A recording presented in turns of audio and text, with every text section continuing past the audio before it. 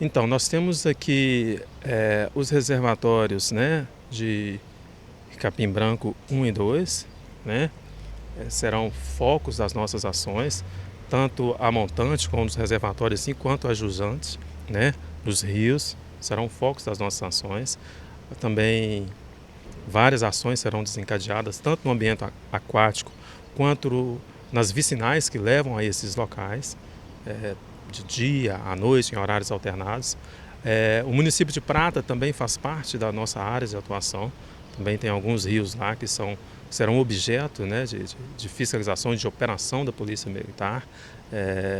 E tem também o Rio Tijuco, né, tem o Rio da Prata também, né, que corta aqui, faz divisa aí com o município do Prata.